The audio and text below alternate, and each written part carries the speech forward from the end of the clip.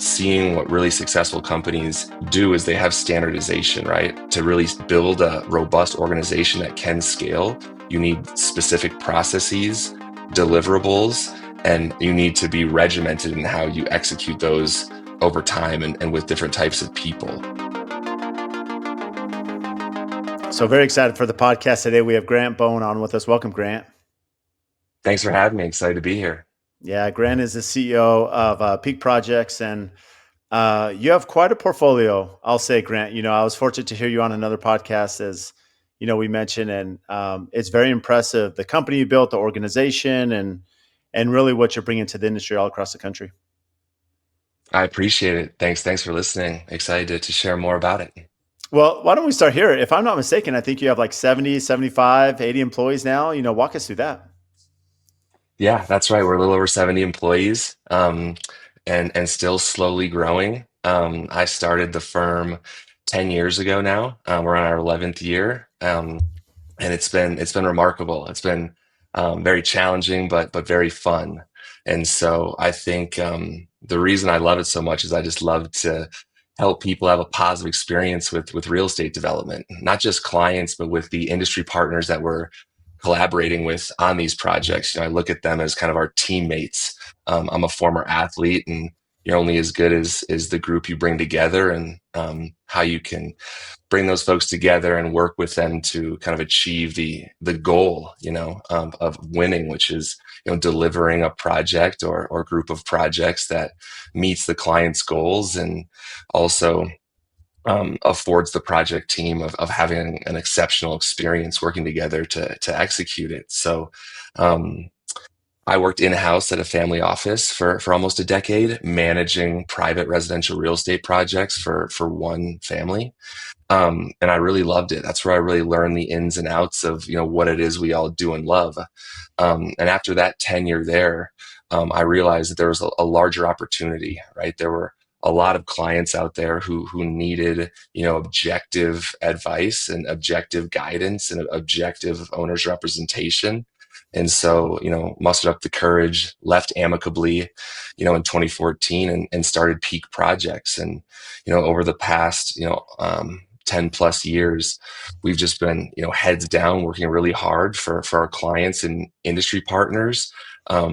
And that great work and great effort, I think, has afforded us more work. And we've really grown organically, starting in that Bay Area. And those original Bay Area clients kind of brought us to LA, brought us to the Mountain West, brought us to New York, the Caribbean, Seattle, Hawaii, kind of all throughout North America. And we managed those projects from the Bay Area office for the first couple of years. And then once we kind of built up, enough work, we hired really great people to help lead those regional offices. And so that's kind of how our regional expansion has gone over the past, 10 years, and just found really good people, who are hardworking with high EQ to help us, get to where we want to go.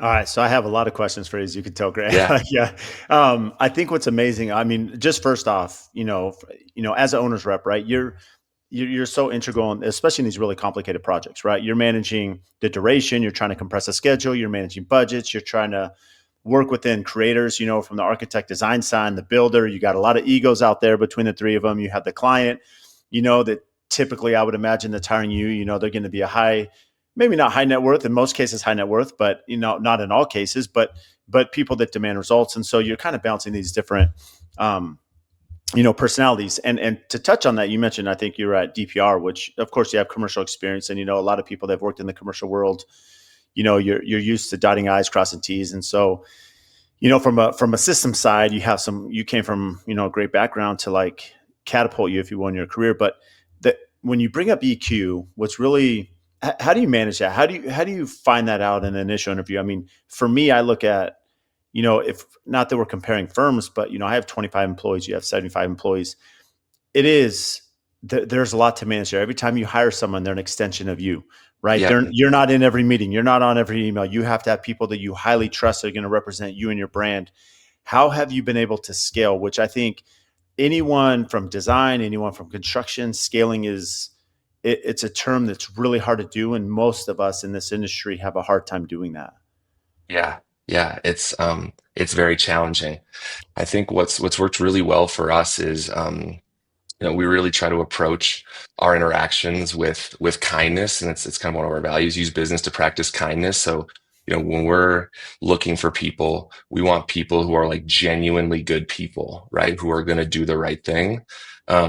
Secondly, I think working rigorously or having an intense or hard work ethic is really important. I think that's really afforded me a lot of opportunities in life. And so we're looking for really kind and hardworking people that also have industry experience, right? Like the majority of our staff come from the construction world, the architecture world. We have some designers and engineers, family office and finance folks, but majority are coming from architect and contracting residential backgrounds, right? So if you have a baseline understanding of what it is we do and how to the different phases of a project and how to execute a project, you're kind and hardworking and also collaborative, right? Like what we do is very collaborative based, is teamwork based, like I originally said, and being able to work in a team and raising everyone up with you is really important. So really looking at those elements when we're hiring people and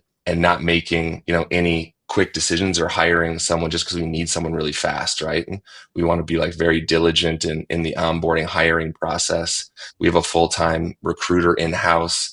We have a pretty dialed process that we run to try to make sure we get the best and brightest people. And then obviously once they're onboarded, we have a learning and development coordinator and are dedicating a lot of resources to making sure those people are successful in the first 30, 60, 90 days and there on after, right? So I think like for the AEC community, we're trying to do hiring, onboarding, and training at a level that maybe a tech firm does. My wife worked in tech for a while, and I've leveraged a lot of the things that I saw at her company. We're trying to do that, obviously knowing we don't have the bank accounts that those types of firms do, but we're trying to do those similar methodologies at peak. So let me ask you this, because this is what's interesting is anyone that's worked commercial and residential, and I actually joke with a few of my peers about this. One in particular, Cardinal Crest, who's a friend of mine, and they do a lot of commercial and a lot of residential in Kansas City. They do both, right? Yep. And I can tell you from my experience of being in the industry now 25, 30 years, there is a stark difference between commercial superintendents and residential superintendents, right? It's just Right. and to be honest, commercial superintendents, different breed. Like, you have to be. I mean, there's definitely a more. And again, I'm not putting down any of my team. I think that when the commercial world, it's just a different animal, right? That you're dealing with. And so when you talk about being kind, hardworking, collaborative, have experience, just being open here, Grant, these are really tough requirements, right? It's really tough to Yep. find someone that, don't confuse my kindness with weakness. You mentioned the business Yep. aspect of kindness, but to be able to be kind, to be collaborative, to know your stuff, to still push, which is what you have to do in your role. I mean, what is the template? You mentioned you have recruiting in house. How are you even categorizing and finding the talent? How are you mentioned the training and onboardings there. We don't have to get into those specifics, but there's something you're looking for. There's something that's brought success for you to get to 75 people that I think is really rare to find 75 people that meet those attributes. Yeah, like you mentioned, my short stint at DPR and then in-house at the family office. I think taking the attention to detail and really, crossing T's, dotting I's from the DPR world and documenting everything, and really deploying and refining that at the family office. This is a prominent tech executive that I work for and super detail oriented. And so things had to be done in a particular manner. And so I learned that and pushed that and have taken that to peak. And I think the owner's rep world is a very fragmented industry, right? There's a lot of one Yeah. and two woman man bands out there offering um, different types of services with different types of deliverables. And, seeing what really successful companies do is they have standardization, right? My wife in tech has strict standardization. My wife or my friends and family who work in other elevated industries, everything is very professional, documented, and detailed, right? And so I think to really build a robust organization that can scale, you need specific processes, deliverables, and you need to be regimented in how you execute those over time and with different types of people. And so having a strict set of deliverables over the schedule or different phases of a project and making sure everyone does those in a regimented fashion, um, while being kind but firm but fair, and really leveraging market knowledge and data to objectively advise, along the way. I think that's been really helpful. But going back to your original question, I think good people executing a very dialed, detailed process has been key to our regional success and national success. And in the commercial world, that's very typical. In the residential world, things are looser, right? And, Hmm. we work with firms that might not have a defined, submittal RFI process, and we'll have to help them implement that. But that's okay. We want to like elevate them to what's needed on that project, right? And so residential is a little bit looser, I think, in how they run people run projects, and also internally in how they run their businesses. I think it's pretty unique. And it's funny as you're speaking about the processes, because the reality is for you to be able to work all over the country with this many people, it show and I'm going to touch on this because you did as well. Is my experience. I've worked with a lot of owners reps through the years. I've never worked with the owners rep firm with the size of yours. Like, to be honest, most of them, especially in residential, 1, 2, 3 man groups, sometimes they're 8 or 9. My experience sometimes with a little bit larger, which I call larger, 8 or 9, there's a lot of turnover. You have Yep. 75. This is a whole different, you know, enterprise that you built, which is very impressive. I'm talking to you on this podcast. It's 80 degrees in Phoenix. You have like a blizzard happening behind you. So I mean, you're working all over. You're doing this podcast remote. Just without getting into specifics, I mean, the reality is there's a lot of organization that you present just internally, and we haven't even spoken about how the asset you must be for your customer base because of the organization internally, that you're working on projects all throughout the country, and everyone has their marching orders. How difficult is that to manage so many different markets and jurisdictions and municipalities? Because there's a lot of regulation that you have to be aware of. Yep. It's about finding really great experts in those regions to lead those regions. Kind of starting in the place where we were founded in the Bay Area. So Nick Sorrow is our regional principal in the Northwest in Northern California, and he leads a team of exceptional owners reps that have very localized knowledge of those regions that region that they're working in. Right, Aaron Dresben leads our Southern California and Southwest team, right? He has loads and years of experience working there on all types of different projects there. And so he has local expertise that can really help those clients and our teams on those projects. Kind of moving eastward, Aaron Hayes leads our Mountain West team. He lives in Big Sky, 30-year Big Sky resident, and he has team members in Park City, Bozeman, Aspen, and he manages all of those clients and projects there. And he has localized high alpine experience, right? Further eastward, Mark Armstrong leads our northwest, our northeast and east coast region. We're doing projects from the northeast all the way down to Florida and in the Caribbean. And we have dedicated employees in Florida as well. So he has his people in the Northeast and Florida who have years of experience working in those municipalities. And that knowledge leverage with our process is really the secret to the success. I love that you call them out by name too, and so you really understand who's where in the business side.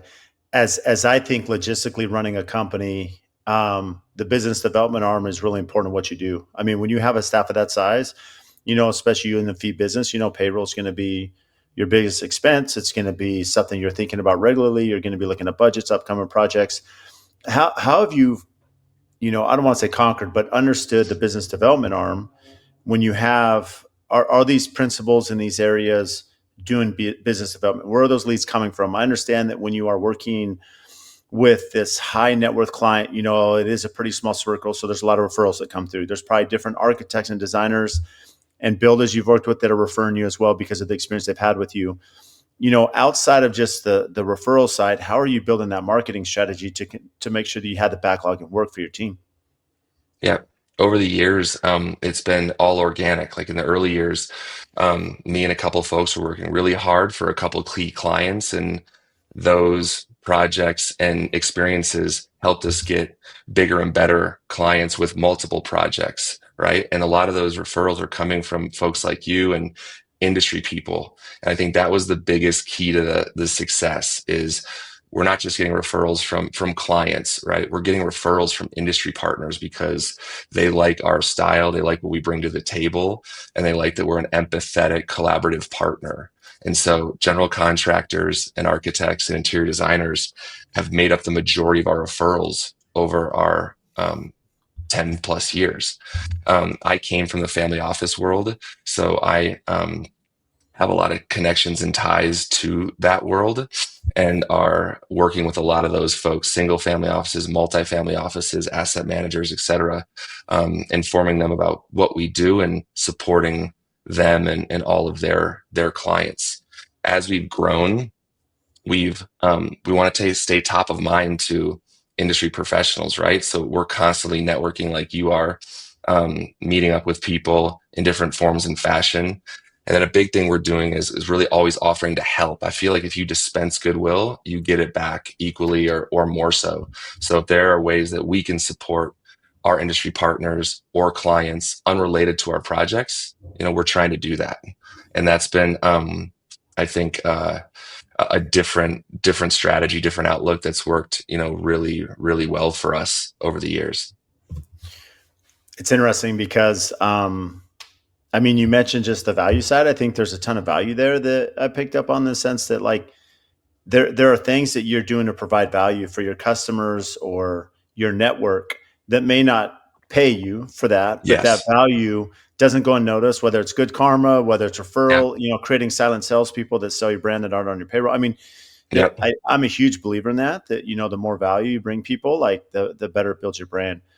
And I think what's really interesting is, I've worked with a lot of owners reps, as I've mentioned throughout my career, and I've seen two sides. When you have a good owner's rep, see, I think where a lot of builders, just from a builder mentality, look at owner's rep like I got someone else to be accountable to, like they're Mhm. going to be, driving me on schedule and paperwork. You mentioned, how do you do your RFIs? And so you're thinking like, hey, this could be a burden. When the reality is, a lot of us as builders, we kind of are on this lonely island. Our Mhm. architect does the drawings. We may be involved in pre-con. The designer's there. As you get into construction, they're busy on their next ones, and they may come out regularly. You may go on the design book, you may have regular meetings, but you're on an island working for this client. There's a lot of one-on-one interaction with you as a builder and the client. And when you have market changes like in the pandemic, where you have these escalations happening, if you're a cost plus, if you have scheduling conflicts, delays, a lot of times you're fighting these battles one-on-one and understanding, how do I communicate these issues to the client? I've been with a good owner's rep that, as I'm sitting there talking to this client about a steel increase that's coming, they're sophisticated. They're working in there. I don't want to say they're defending me, but they're there to be a mediator in the client's ear to say, this is valid. This is something Yes. Brad's dealing with. I'm dealing with other clients. And there's a peace of mind that the client has, a sense of relief where it's not combative with me. And I've seen a lot of value by having this third party mediator that is with you throughout the course of construction, that, yes, it's okay to be accountable to them, because they're there to, their goal is the success of the project, which is ours. And so that cohesiveness really benefits the project. And to your point, that's why you're being referred by these industry professionals, not just the clients. Yep. Exactly. I think that's what we hear from a lot of industry partners is our kind of non-biased third party objective advisor role can really help clients, and project teams in budget and schedule conversations, right? Because we could say, hey, Brad's delivering us, schematic design budget, right, for project X. We're reviewing that and vetting it on behalf of the client and based on that project and those plans and specs based on our like larger database.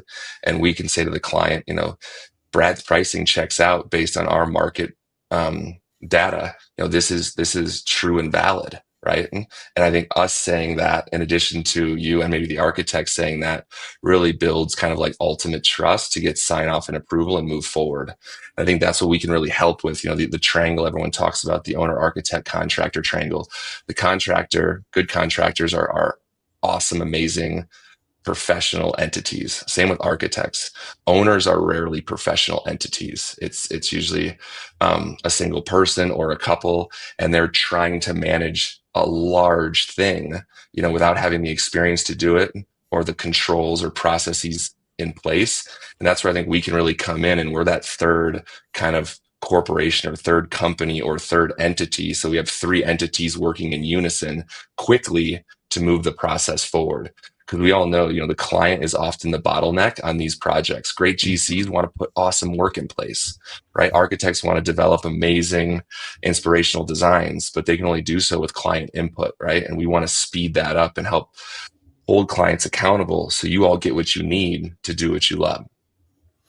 I love that you bring up the bottleneck side. More specifically, I want to touch on the pricing side because anyone that's worked on a luxury home, for example, like it's one thing for Grant, if you're my client that we're interviewing, we build this personality, like, yeah, Brad, let's go into business.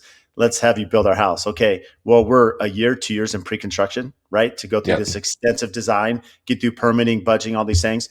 It's an exhausting 2 years, right? And then Hmm. anyone that's built this and you finally get to the point where we've priced everything budget wise and you're like, okay, let's move forward. I mean, the sense of relief to be like, okay, we can actually go build this now. Yeah, we still have to go through, the vertical construction and all that chaos that is Yeah. building. But, having done this long enough, to get from that initial agreement to actually breaking ground is a monumental feat for a lot of reasons. And where I've found great success in my career is working with a very talented owner's rep or architect that understands pricing or what they're designing. And what I mean by that, because yes, in fairness, clients have a wish list.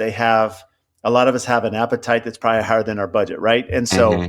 everyone's comfortable on what they want to spend, and they may be adding board form concrete everywhere. They're adding elevators. I mean, who knows what? And when you have a guy there that's like Grant saying, okay, Grant, that's great, but remember this initial budget didn't account for that. I may say that as a builder, but they're just like, figure it out, get it cheaper, find a different bid. And Yeah. so, when I'm able to like bounce these things off, and even before the client to say, hey, Grant, look, here's our pricing. And if you have an extensive database, you can say, look, Brad, concrete's good, framing's good, your lumber square foot's good, but you know what? You're really high in excavation or whatever. Then it allows us that buffer zone. What are we missing here? Even though we have an extensive database. And so that collaborative side where you have someone that really, again, going back to the mediator third party, it really helps projects get off the ground because so many of them don't. Yes. Yes, and we want to see things get built, right? We all want to build things, build beautiful, tangible things. That's why we're all doing it, right? And so if we can help make that happen at a higher rate than if we're not there, that's amazing. That's great. And so we're What we're obviously all for that. what do you find to be your biggest challenge? Biggest challenge. It really depends on the project, but right now, our biggest challenge, we don't really have too many that are coming to mind, which is great. Everything's going really well. But, we come onto projects late, right? And I think when we're not able to advise the team and the client earlier on in the project life cycle, that can be challenging. Ideally we're helping the client select an amazing team, and help setting goals, budget and schedule, and performance goals and communication, the vibe of the project, etc. But we're often coming onto projects, after expectations have already been set. And a lot of times we're having to help maybe reconcile expectations a bit. And that's challenging.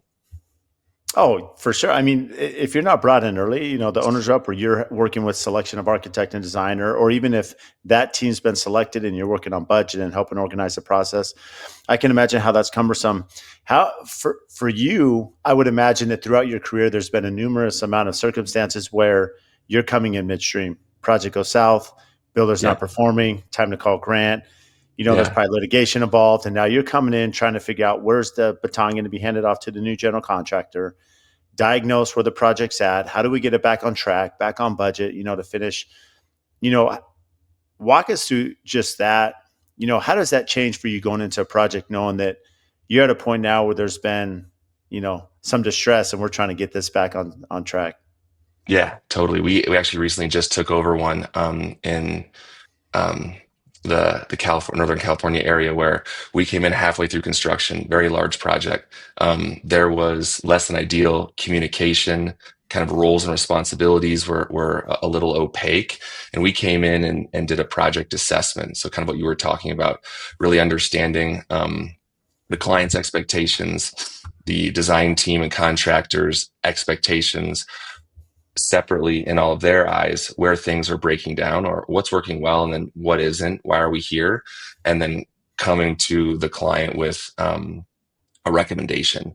And in that instance, it was just supporting or hiring more staff to the design team and augmenting different parts of the process and keeping that same general contractor. I think with some small tweaks, we can get that same team to perform really well. Um, it's currently working well. It may not, and we may need to have to replace some people on the project, but we thought that there might be an opportunity to realign folks and get it back on track. And also reset the client's expectations. They had a lot of improper expectations on the project and why things were happening. And we, politely, firmly but fairly kind of put them in their place too in that process. They had a lot of, they were part of the process or of the problem, right? That needed to be fixed. So we kind of addressed the client, addressed the project team, and things are going a lot better now. But we are coming into projects midstream where if things are bad enough, we're doing that project assessment and having to replace different team members. But a lot of the times we're seeing projects understaffed. We're building like really complex, hard things.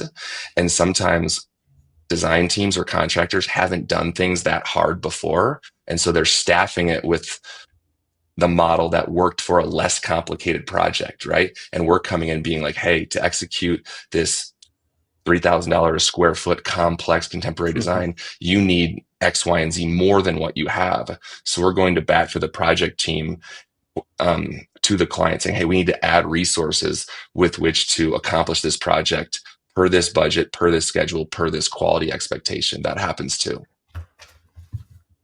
When you mention, as I go back a little bit, which is fascinating. I mean, it's amazing that sometimes we keep the same builder on, but it makes sense. I mean, when you speak about, you know, and this goes back to why I appreciate a good owner's rep is because we build things every day. We're used to it. We're having open heart surgery that the client's walking Mhm. every day. And the thing is, like, there is a process, in which I understand from a customer's mindset. They walk to a project. Why don't you have this guy here? Why isn't this guy here? Why aren't you doing this part of the project now? You could be, without understanding that there's a process that happens, right? You can't get the cart ahead of the horse. There is a structure to, the flow of a construction schedule. Um, but that withstanding, you mentioned that the most successful projects, are when you're involved from the very beginning.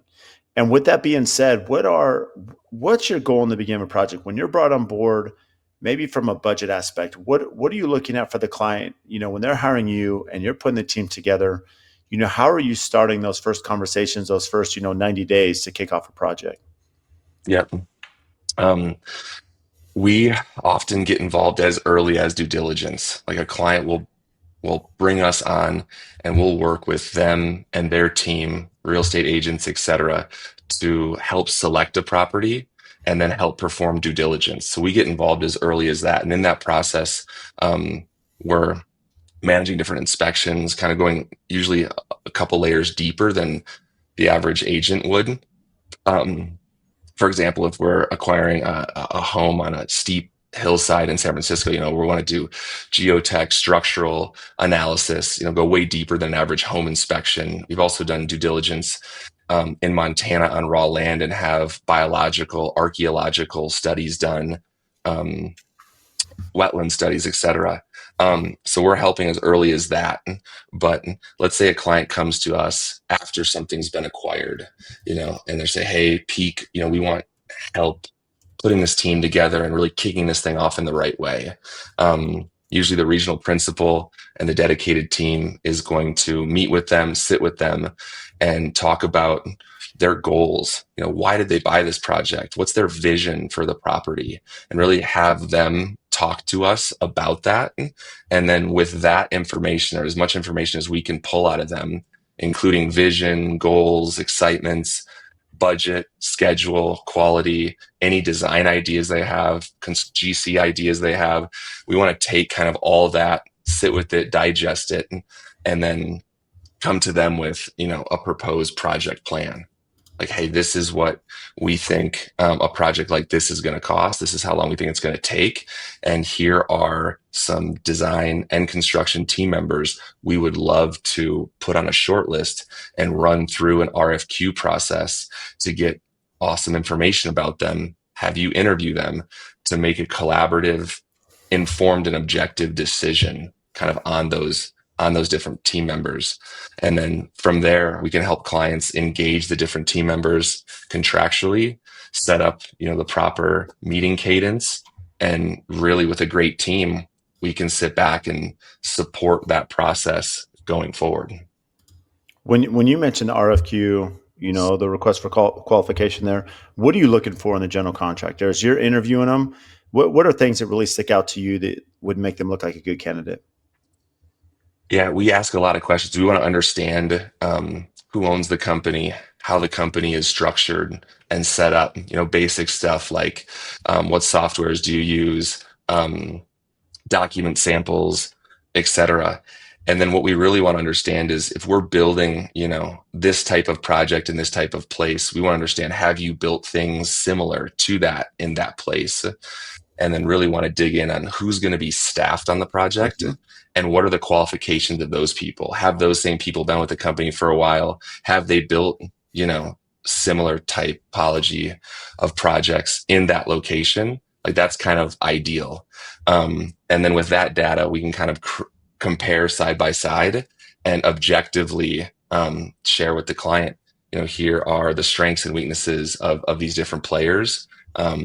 And then obviously we want to have an informational interview and a personal interview so they can kind of assess personalities, right? This is, like you said, a long-term 2, 3, 4, 5 year relationship. Like we want to make sure these guys and gals get along with each other.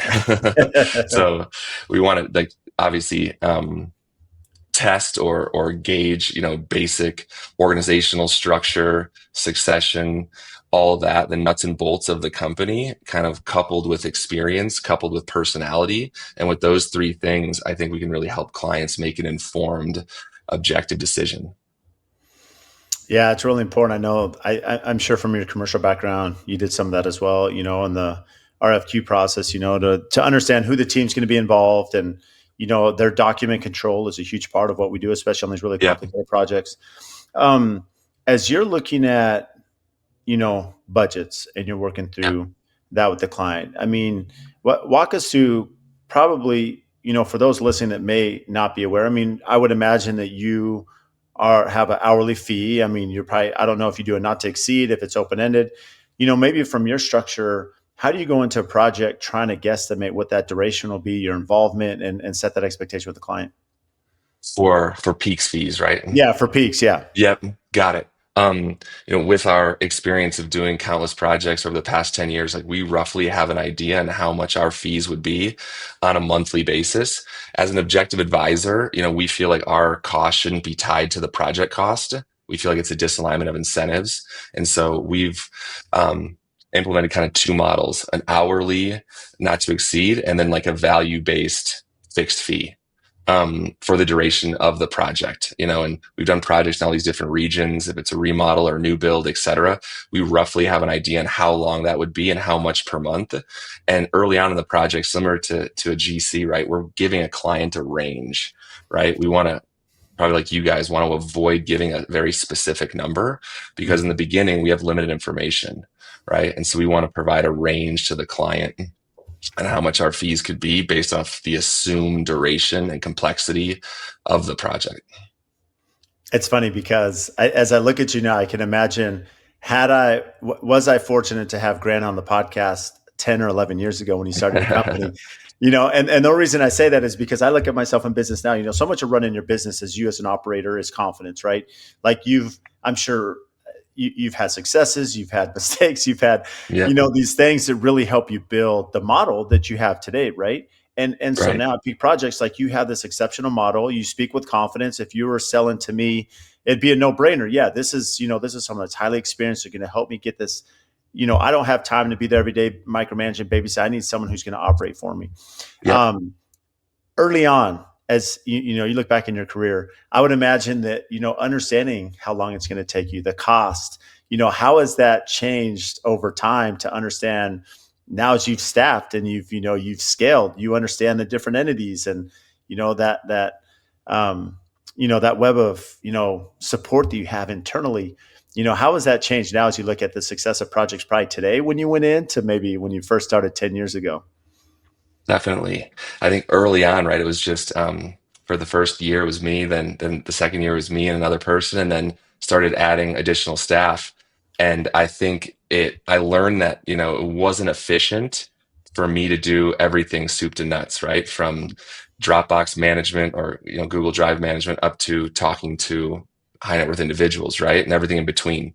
So over time, learning the highest and best use of people's times and billing accordingly for those people, right? And I think you get better value. The client gets better value because of that, right? In the beginning, they were just paying me to do everything, right? And now they're paying different types of people at different hourly rates to do things that they're specified in. And I also think that bodes well for Peak's you know, larger organizational approach, right? I think that there are some great one and two man woman bands out there, but I don't think it's a great model. If something happens to one of those people during Mhm. your project, that's a huge issue. Whereas a large organization like Peaks have people across the country, people in those regions that can quickly backfill people on a moment's notice, right?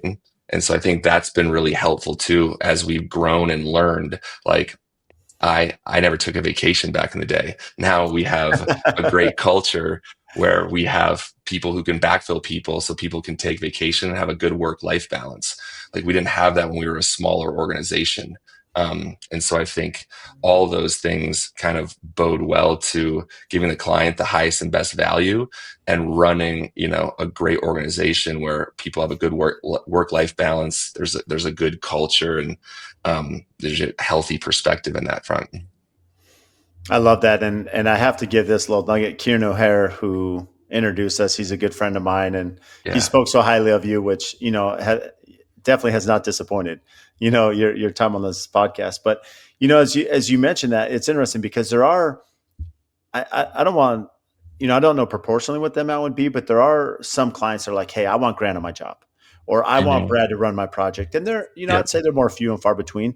I think some of the really entrepreneur savvy clients, they understand the operation. Because if something were to happen to Brad or Grant, that I know that, hey, I'm not losing a beat. Everything's moving Yep. forward. There's value in that organization. There's a cost to it, right? And Yep. I may not have Grant on every project, but I understand the operation at a whole is going to be a bigger benefit to me, in the case that something does come up. Yep. Definitely. And our best clients really understand that. Um, we have a little bit of more of the micromanaging clients who maybe don't understand the process or haven't run a corporation, right? Like we're working with a lot of like generation two, generation three from families who may not have that work experience that we all do or some of our other clients have. And it's hard to articulate that to them, but really savvy clients understand that, right? They understand how Yeah. organizations work.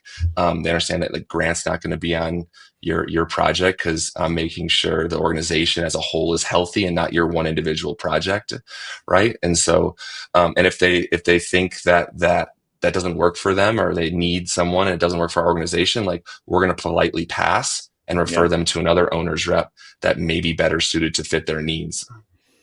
Yeah, and this is where it's really important. I mean, I touched on this just a minute ago about understanding your pricing now to before, but it's also not just understanding your pricing and how you can be profitable and sustainable, but it's also understanding where your scope of work should be and understanding Yeah. who the client is. How do you identify red flags? How do you identify cohesiveness? How do you identify how?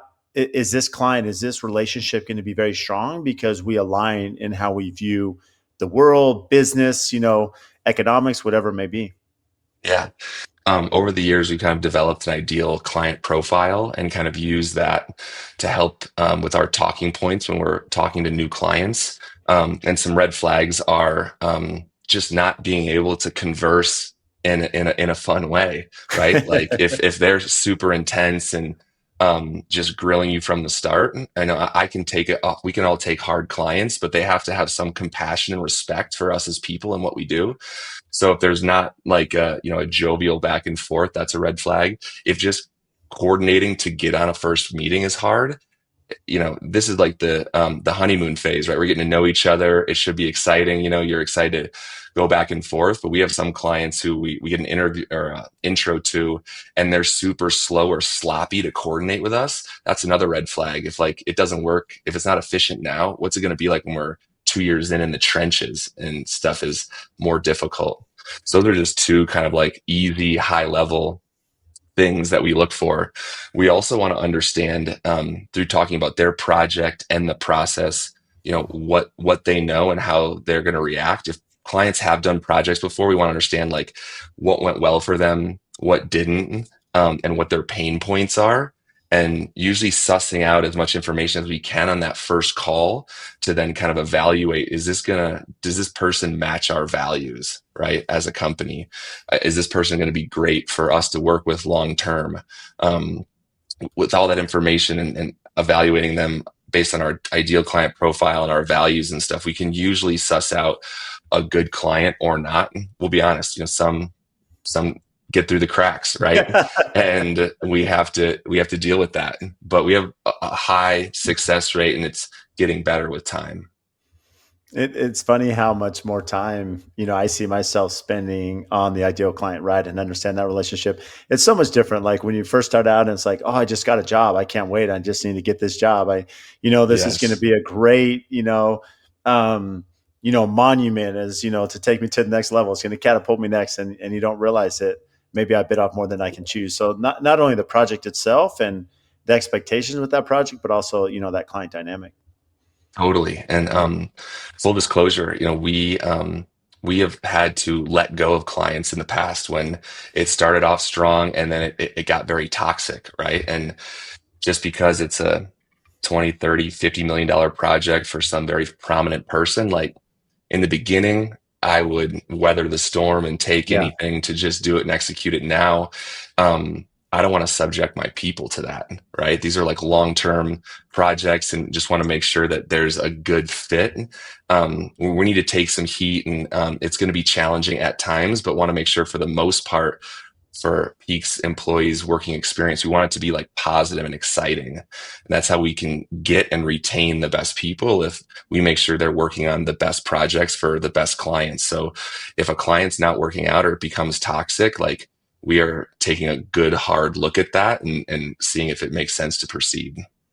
It's so funny. I mean, you probably don't like water bottles thrown at your team in meetings. It's No. like, I have witnessed that early in my career. But the point is, I mean, you touch on, this goes back to the very beginning of the conversation when I don't want to say challenging you, but more inquiring about, how you've been able to staff to 75 employees. And these aren't, general labor. These are high functioning individuals that are, you built an incredible organization. And if you don't understand the EQ, if you don't understand that work life balance, that emotional side of them as humans, and we all know how construction is a high conflict industry.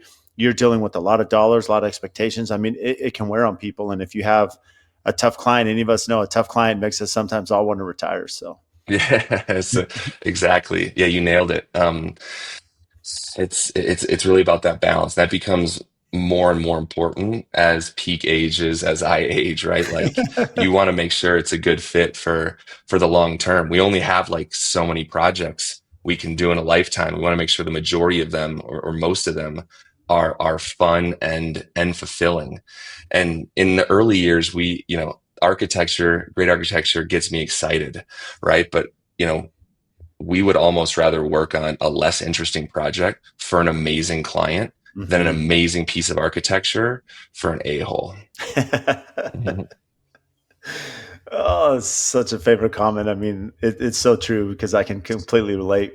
As you look at setting expectation. Who sets expectation for pricing? I know that there's, you know, FF&E. So you have the designer with their portion, right? The Yep. finished goods there. You have the builder side. You have your soft costs. You have or your costs. You have costs of Yep. architect and design and landscape architect and possibly lighting architect on some of these. Yep. Are you giving the first stab of overall budget to the client? Are you involving your consultants? How are you working through that first phase? Yep. It really depends on when we get signed up, but if we're in that early due diligence phase when acquiring a property, or if we're on board before anyone else, and a client asks us, "Hey, how much is this going to cost us?" Mhm. We can, with our database, can put together a pretty awesome preliminary development estimate, right? And that's going to be a very high level range, right, with all soft costs, all hard costs, home, landscaping, site, etc., all FF&E, and then obviously a list of other elements, right? Like insurance, escalation, contingency, and whatnot. And that's a pretty wide range based on a couple key facts, right? Square footage, location, if they want to do an Olsen Kundig design, or they want to do maybe more of a baseline local spec design. We can gauge a rough cost and likely a rough schedule with limited information. We are heavily caveating that, right? Like, we have very limited information, right? And this is based on historical data and historical averages.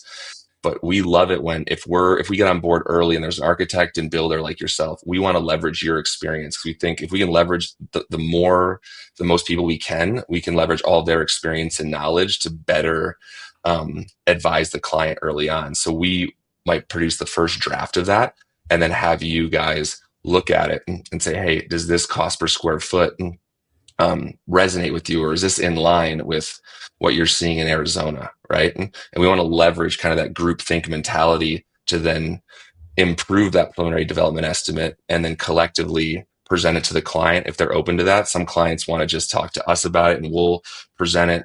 But really advocate on leveraging everyone's experience who's at that table early on to inform that pricing. And again, we caveat it saying, "Hey, you know, the general contractor hard costs for the homes or site and landscaping is based on, one sheet of plans or some verbal narrative." Right? And that range is going to get whittled down once the information grows, right? So I think it's like constant talk, constant updating a client on budget and schedule on a weekly basis as the project progresses. I mean, the benefit to your point, like you have enough information that, if you're, Sun Valley, Park City, Bozeman, Jackson Hole, and someone says, "Okay, Grant, we're going to build in Whitefish, Montana." I mean, you have enough of these ski, we want a ski slope Yeah. lot that we can come right out of our yard down the ski slope. You have enough database to give them at least a ballpark that, you're vetting the Yeah, project and setting expectation realistically. exactly. Yeah, you nailed it. And then from there, you're like, okay, now we got to fine tune this. We get the builder on board, and then Yeah. you're working with them on their pricing and Whitefish to understand that, hey, yeah, this is seems to be legit, or at least how often are you working with the builder though? Just to I would imagine most of them are cost plus, as we are Yeah. at this level. How involved do you get in? I don't want to say bid, selection. Maybe you do get involved in bid selection, but maybe subcontractor who's on the bid list, suppliers involved. Are you bringing in your own relationships and resources? I know sometimes that could be, a little cautious from the builder perspective. I would imagine you're trying to let them operate. How are you managing just that aspect of, to the contract? Yeah, totally. Like I said, like, a lot of our employees are ex-contractors, so we're empathetic to your position and what you're doing. And Yeah. we're advocating to get builders in as early as possible. Like, we are big fans of kind of that more commercial integrated project delivery model, like get everyone at the table as soon as possible to help comment and advise on budget, schedule, feasibility, etc. And so when we're getting a builder on super early, like we talked about, we're collaboratively working with you on budget and schedule and also feasibility, right? Like, I think an owner's rep and the GC have a big role to play in the early design phases when these architects are working their magic, right? But sometimes they're designing stuff that you and me or our teams can advise on a better way to do it, or not a better, but more efficient way, right? Yeah, And I think value it's engineer important to efficiency. have that feedback loop kind of early on. I think that's huge. And then as the project, develops, we're talking about key subs early in that pre-construction um, phase. And one thing that we can help with is, we're working with different subs from different regions, right? So in the Mountain West, let's say a lot of the key subs are overwhelmed, right? Like we can leverage our network of subs in other areas who might be able to do work in that area. So we're not beholden to a small select group of subs. In San Francisco, LA, or Arizona, right? Subs are plentiful. So we know that like a lot of the best builders are using kind of similar subs, right? And we want to work with awesome builders, and we're trusting the builder to bring those great subs to a project, right? Our teams, though, do want to understand who you're going out to. We love to get involved in the bid leveling. If we're able to bring three plus subs to different line items, and at least talk with you and work with you to understand the logic in selecting them and why we're going with one versus the other, just so we can all be on the same page and we're like a unified front presenting something to the client. So we like to get involved there. And then later on in the project, like we've had success bringing in different wine consultants from different parts of the country, or mill workers, or different kind of key subs like that, where it's easier. It's hard for an excavation sub to work in different geographies, right? But for different types of subs, we can leverage our experience and network in different places to hopefully help the GC have a larger sub base to go to and stay on, critical path, or stay on the overall schedule. So long story short, we love to get involved and collaborate and just understand your logic and thinking in that, and then provide support, as necessary. It's incredible. I'm so Grant. Like I you love sold me it. up. What do you do for fun? I have three young boys. They're almost 5, 7, and 9, and I love to be active with them. We ski and snowboard, mountain bike, fish, boat a little bit. They haven't taken to team sports too much yet, so we're trying to push them into that. It was a big part of my upbringing, but Yeah. they've been slow to that, so we're trying to do that with them. But um, I had a very present father and parents. And I think that's important in kids' lives today. So I'm just trying to be around for them, show them this amazing world that we live in. I'm a passionate snowboarder. I love to backcountry snowboard. If and when I do get a day or two, I try to do that in the winter. Um, I love to work out and stay fit. And then love to hang out with my wife. So aside from my three kids, peak, I don't have much time for anything else.